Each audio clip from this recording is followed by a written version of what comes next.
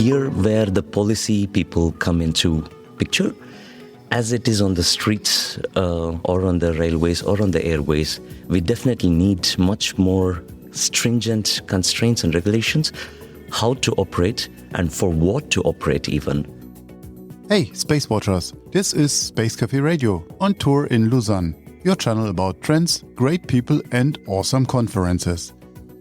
And you just heard Srinivas Setty of GMV.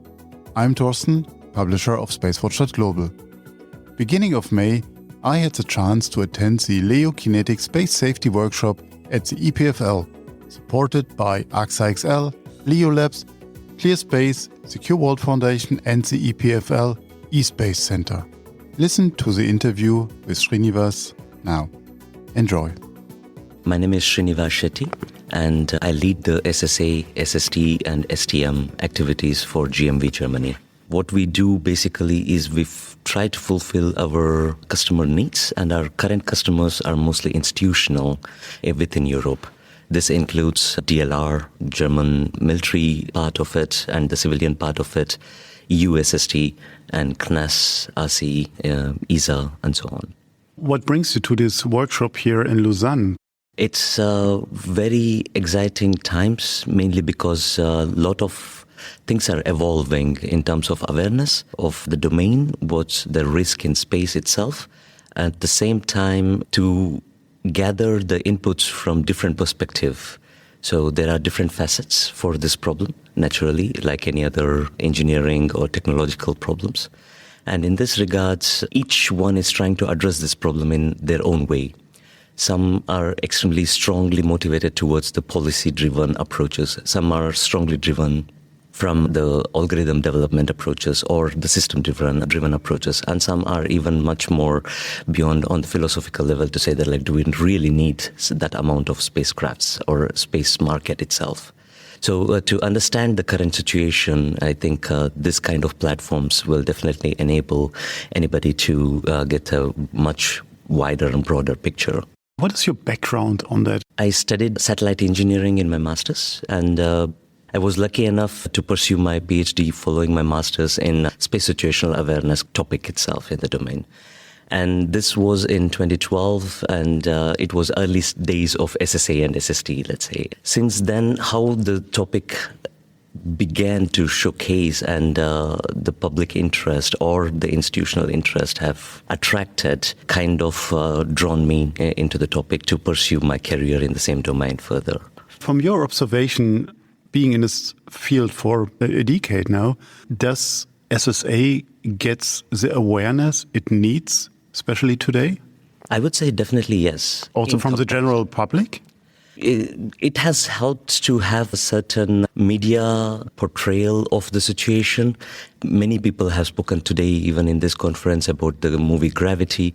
Together with that one, having the congressional hearings in United States or the European Commission's and the European Space Agency's efforts in bringing up the intensity of the problem, like when they are comparing the situation from the ground pollution to the space pollution, or the international agencies like IADC or other agencies like ISRO or JAXA or Chinese Space Agency, everyone's effort is definitely bringing the traction, but definitely it could be improved further. Who needs scientists when you can have Bullock and Clooney conveying the message? Yeah, sure. But again, it's nice portrayal, but in terms of technicality, it had many shortcomings in the real life portrayal, like whether it could be the orbit repetition rate or the angle of incident, it was shown, nice graphics, but the actual physics is far from the reality, what is depicted. Yeah. So let's go into the topic of SSA. Will space debris to become a manageable risk in a foreseeable future for us? This totally depends on us, like how we are going to take care of the things. Who is us? In this context, when I say us, I am referring to the whole of humanity, let's say. One of the problem is we have to be a bit more clever in making use of these resources. If we go on in the same path of exploiting the fossil fuel, then it might reach the tipping point, which could not be returned. But in the current traction, so since it's been tackled in sort of an early stage itself, it could be manageable if it is handled with care from now on. But some of the scientists say Kessler effect is happening already on a very slow speed, but it's happening already. How can we turn that then? So what is needed to make space sustainable for a long time? So it's a very good point when you mention that like Kessler syndrome is already happening. If that is the accuracy of prediction that Don Kessler has done in 1970s, yes, he had predicted upon 2 to 3 collision by year 2010, 2020 in his paper. So that has happened already. So yes, that's correct. What was not considered in Kessler syndrome is that like this advent of mega constellations or large constellations or insane amount of satellites being put from the commercial entities. So this is adding on top of the Kessler syndrome. So it's accelerating, I would say even. So to answer the second part of the question, to make it sustainable, we have to be extremely cautious. So here where the policy people come into picture, as it is on the streets or on the railways or on the airways, we definitely need much more stringent constraints and regulations, how to operate and for what to operate even. The competition is growing in terms of similar technology. The advancements of new technology is slowly decreasing while the application of technology is accelerating. And this has to be brought in balance. So if the gap between the acceleration of these two components is somehow minimized, then probably we will reach the sustainability for much longer term. Do we know what's up in space already? Do we have enough information to make accurate predictions and observation? Or are we still running behind? According to our good friend Moriba Jah, we don't know what's happening in space right now. We don't want to go to this extreme because we have obviously a number of information already, but is that sufficient or what is missing? He's absolutely correct. In broader sense, if someone asks you what's happening in space, if you are aware of it, we know it very partially. It goes with every field of science. So we know up to a certain extent, like we know maybe 10-15% of it, the whole environment, what's happening, or maybe more. I'm being conservative here. And the remaining part is absolutely unknown. And the effort nowadays is also like building up understanding in terms of, in a statistical way. So what could be achieved in terms of awareness and how to employ this knowledge onto your own missions and your own business cases. How we can improve it, it's the million-dollar question. I think a lot of scientists are trying to address it in their own way. As I mentioned, some people are trying to make it with increasing the observation capabilities, and some people are understanding the physics, and some people are trying it with increasing the knowledge of space weather, and so on and so forth. Overall, it's a very complex environment, like any other physical environment.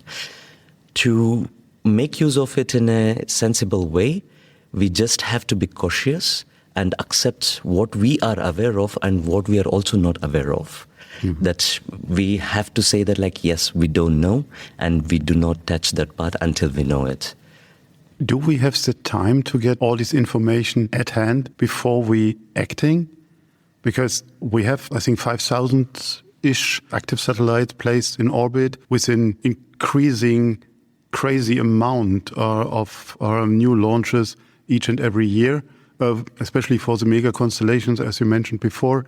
So it sounds that we are running behind this problem. We have good examples with Astroscale or here in Lausanne, ClearSpace, but they are far from having an active proof of their work in space on a time when we have these hundreds of new satellites month by month. It's a very good time, mainly because I would say this one is the effort has been put in the right direction. And the companies you mentioned, Astroscale or ClearSpace, They are starting at somewhere, and every problem needs to be addressed at some point of time. So it's good initiatives that like they are bringing it. Once they have this demonstration, which are planned in the coming years, so probably this technology could be much more effectively utilized for managing even the constellation of satellites or even the defunct old satellites from the early space race times and so on. So definitely, I would say that the inclination of the community at the moment is in the right direction, and it's showcasing very positive outlook, let's say. What are, from your point of view, the biggest obstacles that we have to overcome in the coming years? The main constraint is the availability of data. So for anybody who wants to operate, since orbit is not constrained by national boundaries, it goes across around the globe all the time. But your observation capabilities are still restricted within your national boundaries, with the exceptions of international collaborations, but very limited way. And unless we come across this data exchange possibility, it would be hard to get full picture and having safest possible way to operate your own satellites. In this regard, space is one of the solutions to observe the space from the space itself, or to have international collaborations like right now NORAD and JSPOC or 18th Space Squadron is providing all this required information. But at the same time, this data is also kind of single source of information. To give you an analogy, so that you have one clock, but your clock runs on its own pace. But if you don't have any other clock to check if your clock is showing the right time, you don't know which is the correct time or not. So you just have to rely upon that one single clock. Yeah, but this kind of normalization we overcome, I think, 200 years ago with the prototype meter, with the clocks, with all of that. So we set these things here on Earth. So why don't we address this problem in space already? Absolutely. This is one of the biggest challenges, which is still very much open in the SSA domain, where we have orbital representation. When someone says that like this is my altitude, like related parameters related to the satellites, unless you know how to make use of it, the underlying model of it, so they are just a set of telephone numbers. Now, this telephone numbers, how to make use of it, it's still very much an open question. Each institute and each entity or each operator is doing their own way. And standardization is one of the solutions to have this one. And definitely ESA, Sentinelic and CCSDS, all these institutes are putting the effort in terms of standardizing the models, the information exchange, and also the synchronization of data itself for the going back to the analogy for checking the time that like, okay, this hour, this minute, this second. In the same way, we need to say that like this model was used using this type of observation, and this is the orbital elements derived out of it. Hard question at the end. Will we ever solve this problem with space debris, or will at some stage space will be not accessible for us anymore? That's $1 million question. I'm not charging you for that. Judging by the way the space economy is evolving, and talking to many different new space industry especially, if they do not turn out to be responsible, I think our earthbound space will become unusable in very near future than expected. Currently, all it takes is 1 or 2 collisions in the most congested area to kick off the accelerating Kessler syndrome. And once that is done, there is no way back until the nature itself cleans it up. Thanks for listening to Space Café Radio on tour in Lausanne at the LEO Kinetic Space Safety Workshop at EPFL in cooperation with AXA XL, LEO Labs, ClearSpace, Secure World Foundation and the EPFL eSpace Center. If you want to stay on the pulse of space, visit our website, our mothership at SpaceWatch.Global, and subscribe to our newsletters. But of course, don't forget to become a Space Watcher. I'm Thorsten Kriening, CEO and publisher of SpaceWatch.Global, your independent perspective of space.